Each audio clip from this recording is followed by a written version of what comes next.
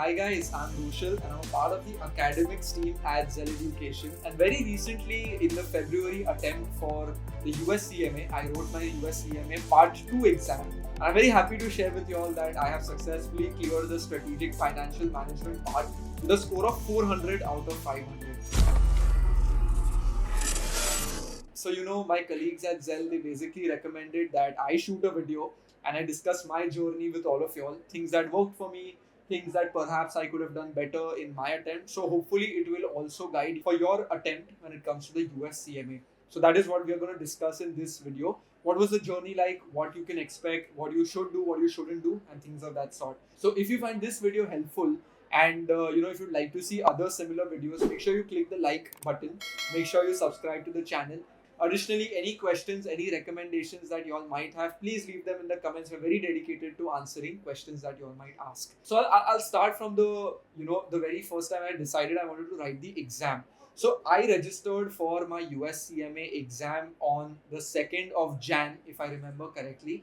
And I booked my exam for the 21st of Feb. So technically, I registered approximately 35 to 40 days in advance of when I wanted to write my exam, probably a little more than 35 to 40 days, but I think 35 to 40 days is a good enough time for you to sort of register for your exam. 35 to 40 days before your actual desired exam date, you should be confident that okay, now I'm in good stead to write the exam. The second thing that I want to tell all of y'all is how much in advance should you realistically start your prep. So I believe that you can complete your US CMA prep, be it part 1 or be it part 2, in a span of 1.5 to 2 months if you study with dedication. Now, if you're someone like me who has a full-time job, 1.5 to 2 months might not be enough. In which case, it might take you up to 3 months because you do not have enough hours in a day to study like a student would have. But if you're a student, 1.5 to 2 months of preparation is absolutely enough, provided you prep in the right way. For a professional, 3 months should be enough to prep for this exam. Brings me to my next point now. How should you prep, or what is the most ideal way to prep?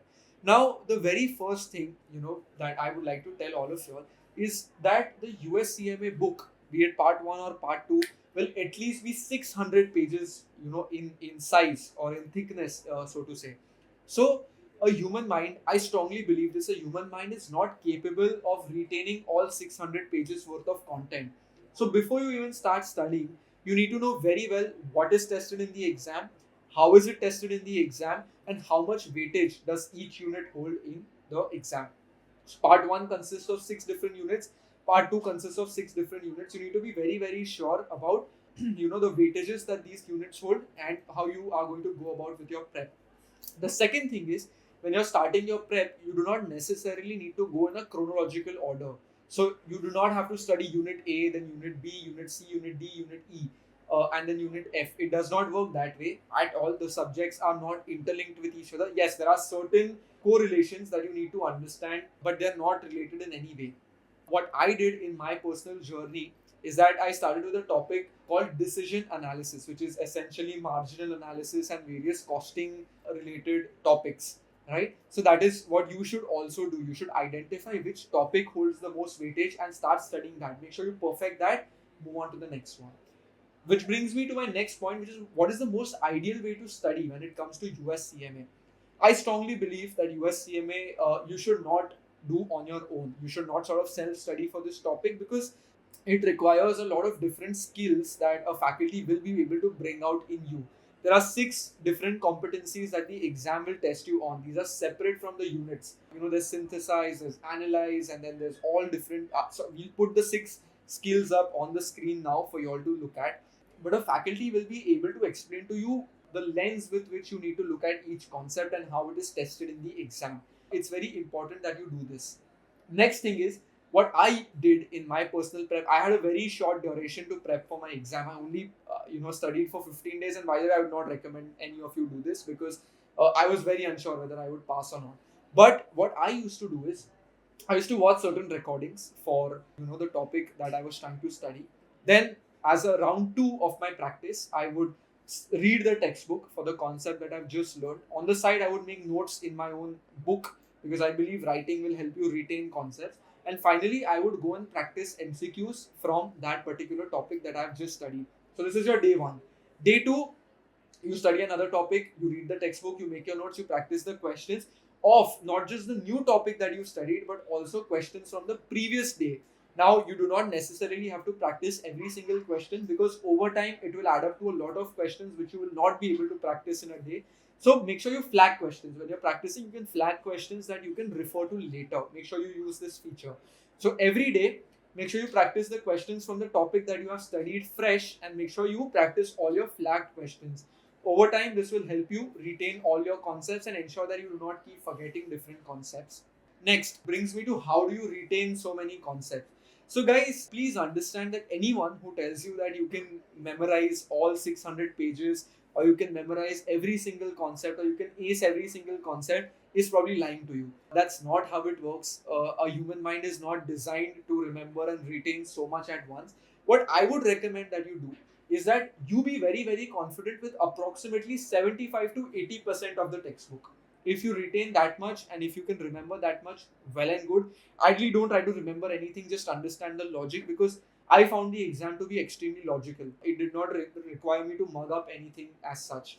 So make sure you're thorough with the 70 to 75% of the syllabus. The remaining 20 to 25%, try your best to understand, but then there will always be topics that you don't understand, right? Different people have different strengths. I struggled a lot with certain concepts, but you might find those concepts easy, right? So do not spend time on things that you don't understand, rather focus on what you know. The human tendency is such that you focus on things that you don't know rather than the things you know. So focus on the things you know instead.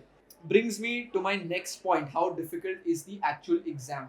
So, if you're using an approved study provider by the IMA, at Zell we have partnered with Surgent to provide you all with the best study material, which I also use for my exam. You have nothing to worry about, because the questions that you see in the exam will be very, very similar to what you practice. I'm not saying the numbers will be same. I'm not saying the way they are framed will be exactly the same. There'll be small, small differences, but you should be able to get these right, given that the difficulty level is almost similar. On average, you will have 50 easy questions, 30 moderate questions, and 20 very difficult questions in the exam. But you can rest assured that if you have prepared well, you can score 75 to 80 MCQs correct. When it comes to the essay based questions, I would recommend that you do not spend too much time on the essays right from the start. What I did was I left the essays until the very end. I sort of started studying my essay-based questions 2 weeks before the exam. So that is approximately when you should also start your essay-based questions. Given the fact that I had only 15 days, I had to study essays. But make sure you're flawless on your MCQs before you go to the essay-based questions. In the exam, essay-based questions will generally be very, very, very simple. You don't have to stress on the essay based questions. Leads me to my next point, which is how do you frame an essay based question, right? So when you're practicing, make sure you write down, you type your answers, guys. Do not just solve it in your head. You actually need to practice the typing aspect of it. So write down your answers. After you're done, look at the solution. Every single solution has certain buzzwords. There are certain keywords that you are expected to write when dealing with such a question. If you write those, the examiner is likely to know that you understand this concept well enough. So make sure you look for those words. The other tip that I would give you is don't make your answers too long in length. The reason for that is usually the more you write, the more likely you are to make a mistake. If, for example, you are asked in the exam to name three types of something, just make sure you name the three types and you leave it at that. Do not explain what each and every item in your three pointers means. They do not want that. Identify the key words in the question that they're asking and understand very well what the examiner wants from you, and only give them that much. Do not give them anything more, which might open up the opportunity for them to deduct any grades. Finally, when you're in the exam, do not be nervous, do not stress out. Attempt every single question. There's no negative marking in the exam. So, if nothing else, just make guesswork. But usually in the exam, I've noticed that at least one out of the four options you can easily eliminate. Meaning, you obviously know by looking at the option that this one is definitely incorrect. Make sure you eliminate that one option to begin with. The other three options, you can possibly use your educated guesses, or you can use a method of elimination and get rid and come down to one final answer. For the essay based questions, like I said, write whatever the examiner is asking you and nothing more. Keep them concise, keep them to the point. There's no marks for writing more. Additionally, the best thing about professional exam is that they're looking at giving you marks. They don't want to take marks away from you, right? So whatever you write, even if it's correct to a certain amount, or to a certain extent, and the final answer is wrong, they will still give you marks for the correct part of it. So make sure you write whatever you know. And yeah, that practically brings me to the end of this video. If you do these things, it will put you in a good stead. Just to quickly summarize, once you understand the concept, make sure you read theory, make sure you make your own notes, make sure you practice the questions, leave the essay based questions for the end of your prep. Ideally, perhaps 14 days before your exam, you start practicing your essay based questions. Be confident, because your exam will be similar to what you study in your practice. You're using an approved IMA study material. So be confident of these things, keep these things in mind. An institute like Zell will make this easy for you, because we know what is tested in the exam. We understand how they want you to construct your answers, the concepts that you need to be very sharp on, concepts that you can thoda leave to the side. So our faculties will be able to help you out with all of this. So if you have any questions along these lines, make sure you get in touch with us. And as always, any questions that you may have, more than welcome in the comment section, and any recommendations as well. Thank you for watching, and I wish you all the very best for your next examination.